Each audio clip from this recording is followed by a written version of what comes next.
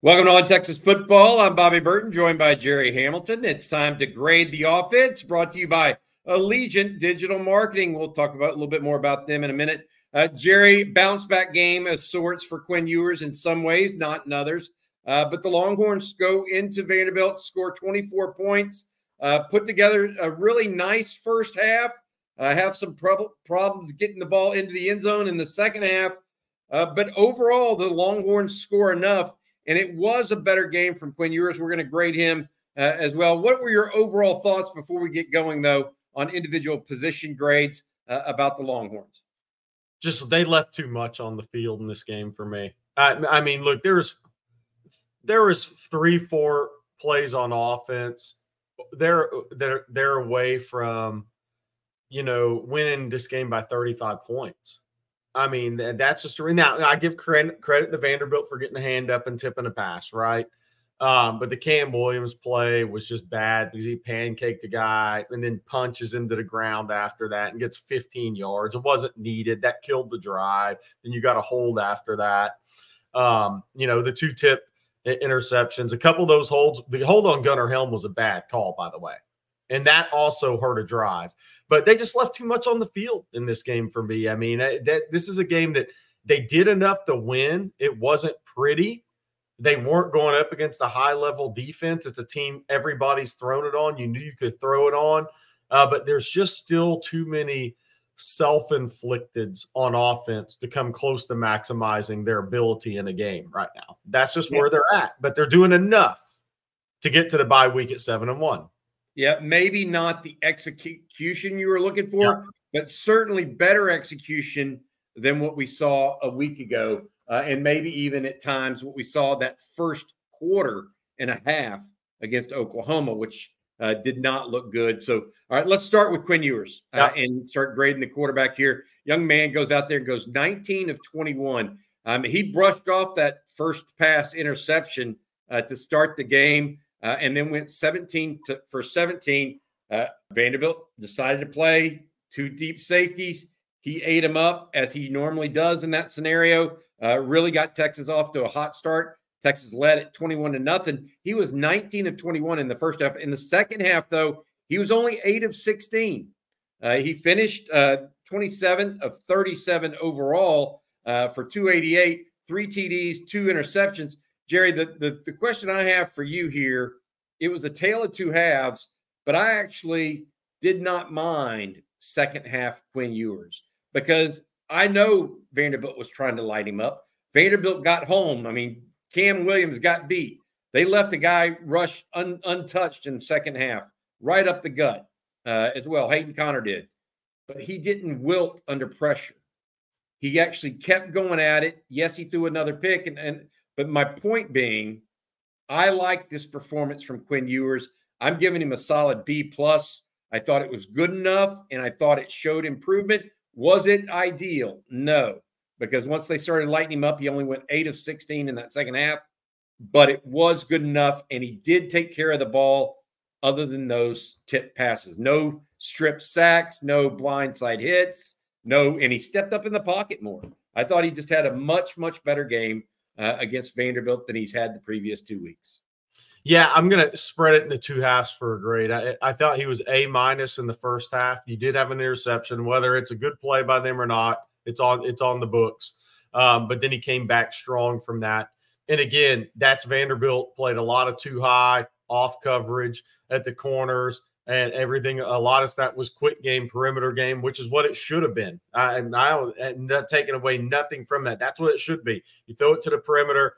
If your outside receiver gets a block on the corner, you put your playmaker in a spot where he can make a big play. So first half, I thought it was an A- from Quinn, just because you have a turnover. I mean, you have a turnover. So it was that the first half was a good bounce back half. Second half, I give him a C+. So I'm gonna because again, this the book is kind of out how you disrupt him, and as teams continue to see it on tape, we can disrupt this guy. In his feet, when the walls start closing, his feet don't move quick enough to really make plays at a high enough level. So the book is out right now. So I give him a C+ second half. So I'm going to go with a solid B in his bounce back, even though he had 2 interceptions. So I probably should go B-, but it's a road game, so I'm going B, especially after the last 2 games. What about the running backs, Jerry? Trey Wisner, effective both in running the ball and catching. Jaden Blue, effective running and catching as well. I thought it was a bounce back game for Blue of sorts as well. What were your thoughts on those two? Yeah, I mean, it's almost interesting. Can I leave pass block pro out? I mean, Trey Wisner had a key pass pro pickup. Jaden had one where I think he'd like to have back.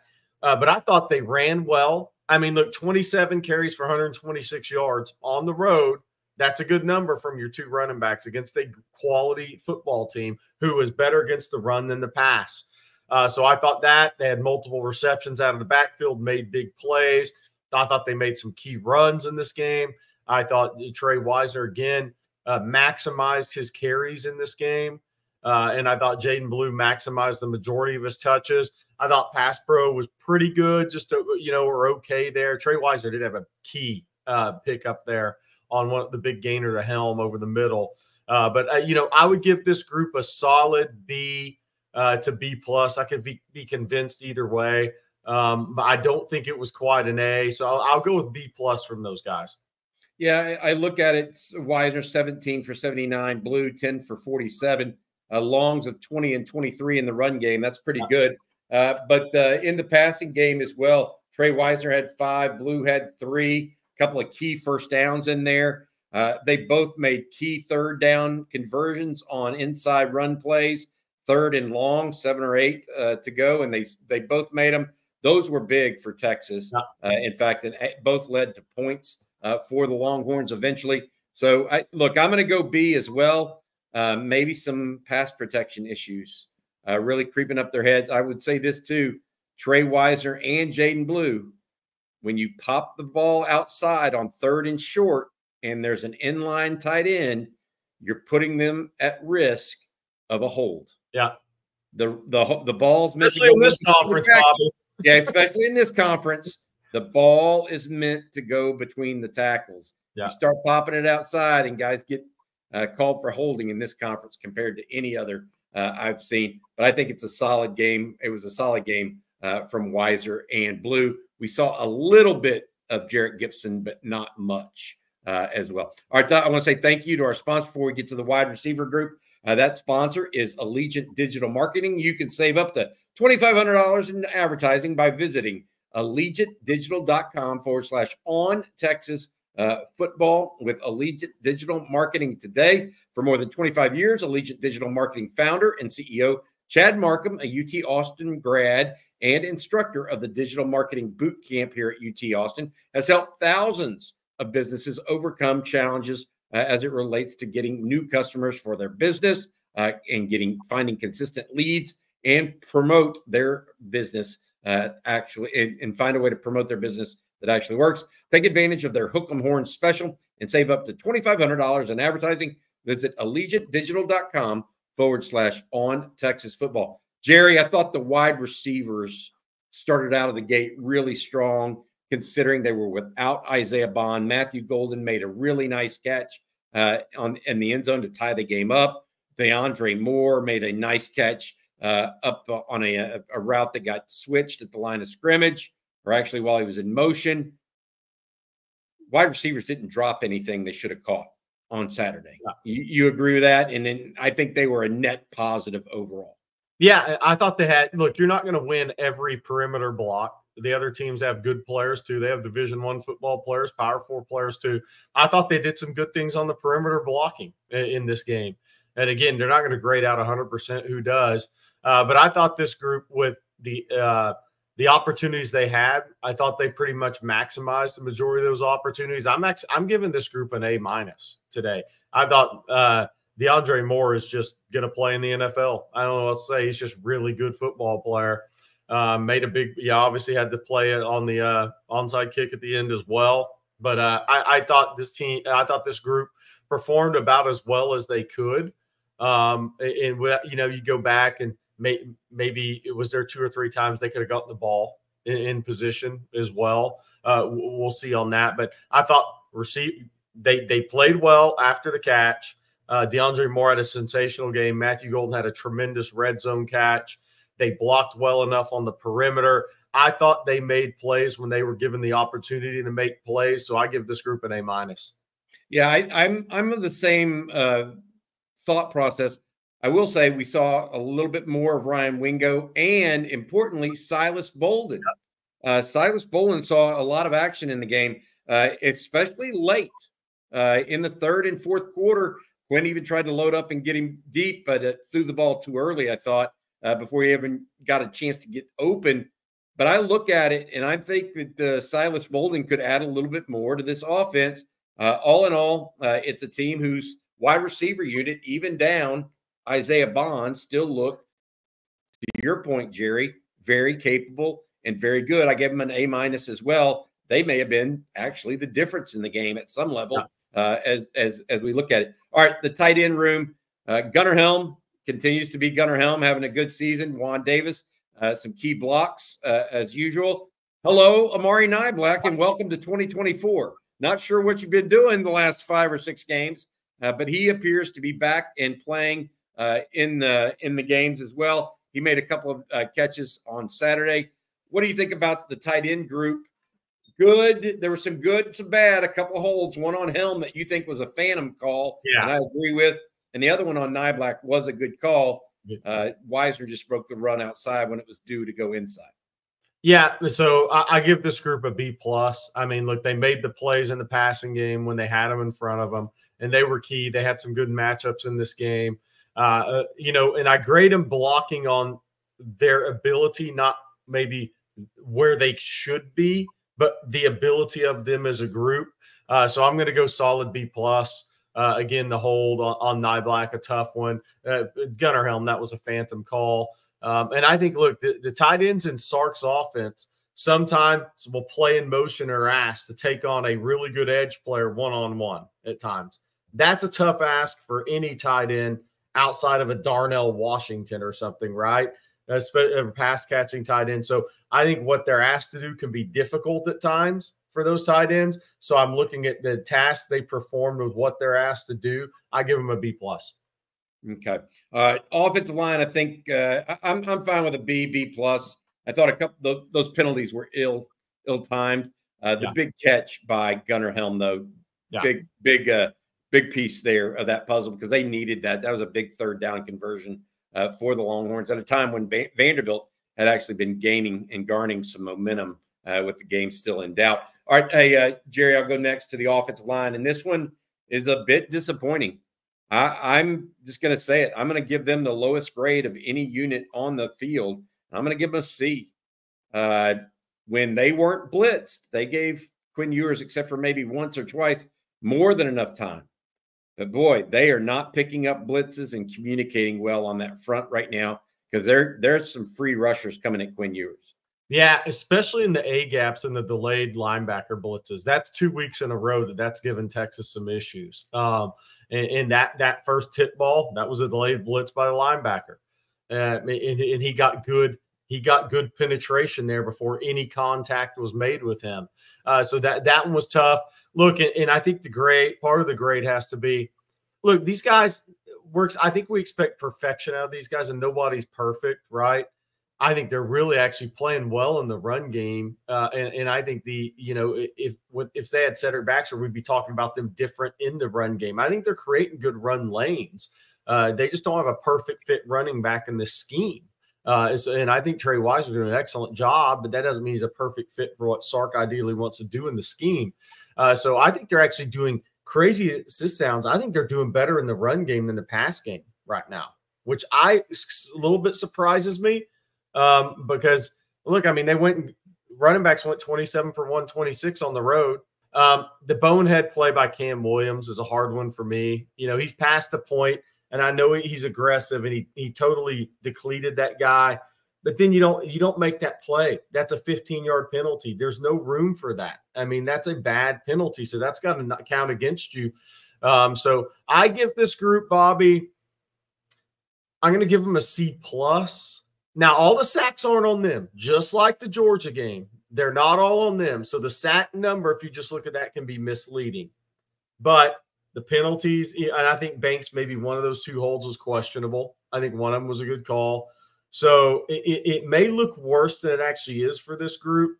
But the fact that I'm sitting there saying I think they're playing in the run game better than they are in pass protection, that's not necessarily a good thing with what this team does best with Quinn Ewers and the receivers. And what's coming up next down the line for him as well. So we'll see how that goes. But all in all, I felt like it was a very average to below average performance for the O-line.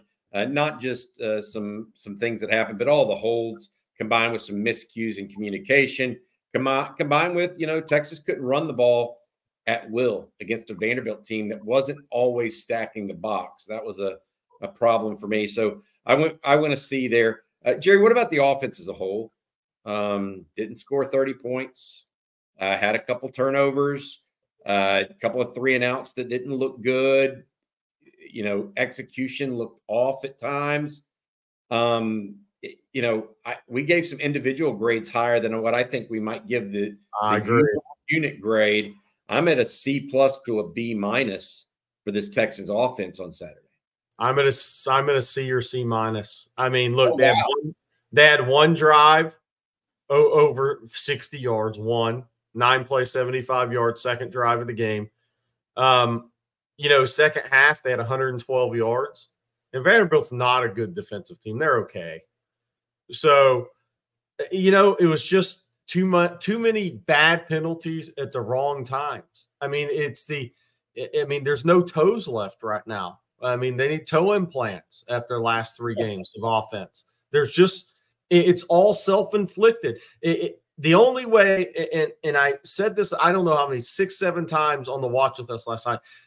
Vanderbilt wasn't going to stop Texas. The only person who could stop Texas Saturday was Texas. And they did a good job of stopping themselves.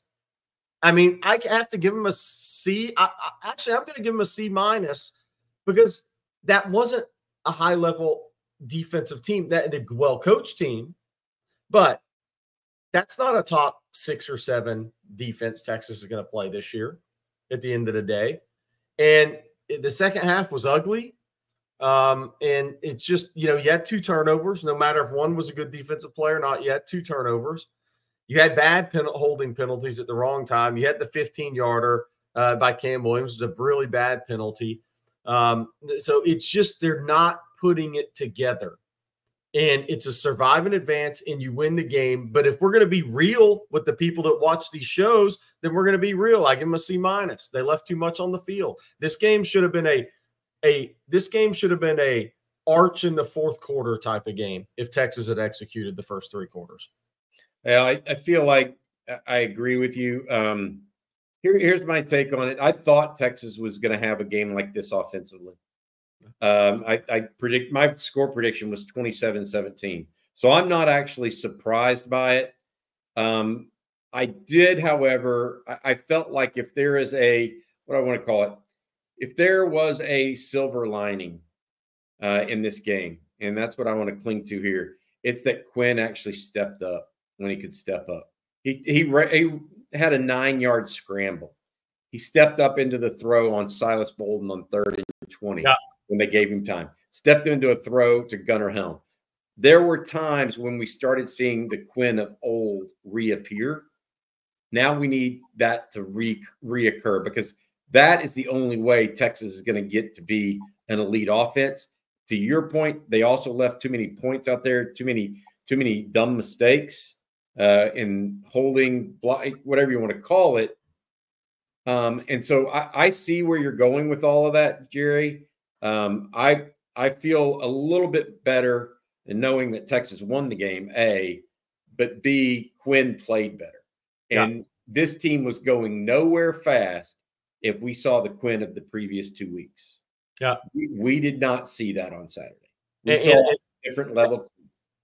And I would say this to add to that, and I agree, and they got to make big strides now, because if you take the last 5 games of the season, Vanderbilt, Florida, at Arkansas, Kentucky, and at A&M. I think this is the least talented defense they're going to face of the last 5 games. If they play like this at A&M, that's going to be a loss. At Arkansas, toss up. Kentucky's bad on offense, but if you don't execute better at home against Florida, that game will get dangerous. I mean, they have to play better offensively the last 4 games of the season. The only game they could get away with this type of performance offensively is probably Kentucky, because Kentucky's got their own offensive struggles right now. But they have to play at a higher level against Florida, at Arkansas, and at A&M. Bottom line, if they don't, survive in advance is going to take on a whole different meaning. Yep, got to get after it this week and get executing better on the offensive line.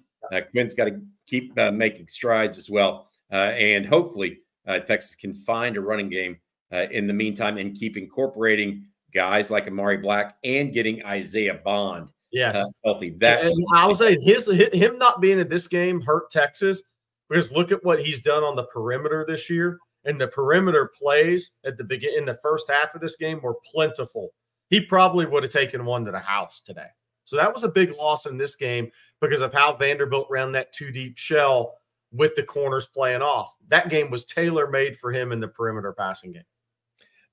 All right, Jerry, I want to say one final thank you to our friend Chad Markham over at Allegiant Digital Marketing. We appreciate his sponsorship of the grades section for On Texas Football and the Offense. If you're a business owner who struggles with finding new customers, consistent leads, or ways to promote your business that actually work, look no further than Allegiant Digital Marketing and CEO Chad Markham, who has helped thousands of businesses just like you for more than 25 years conquer these same challenges. If you're ready to start making money in your business and grow with confidence, visit allegiantdigital.com /on Texas Football and get a free marketing plan. Plus, you can save up to $2,500 in advertising with their Hook 'em Horns special today. All right, Jerry, Longhorns have a week off now. I mentioned execution is key. What do you think they need to do with this off week ahead? Yeah, I think it's all about execution with this team. And obviously, you got to get Bond healthy. Everybody gets the Troy Weiser could probably use a few days. He's probably sore again today. But really, it's diving into execution up front. The offensive line is going to have to play really well in the month of November because they have some pretty good defensive fronts, good teams they're going up against here, but with real SEC size and athleticism behind the size. So the offensive line's going to have to play really well in the month of November for Texas to get to the college football playoff. I want to say one final thing. Texas finishes with 392 yards of total offense. If there was a stat that told you that Texas won this game, it would be 9 of 15 the Longhorns finished on third downs on Saturday. 3 of 3 in the red zone. Hey, besting a Vanderbilt team that was only 3 of 12 on first down. They flipped the script. So hats off to Steve Sarkisian, Quinn Ewers in the offense for making that happen and winning the 7th game of the year. Texas now 7-1. We'll talk more a little bit later. We got the defense coming up. For Gerry Hamilton, I'm Bobby Burton, and this has been the Offensive Grades on Texas Football. Hook 'em.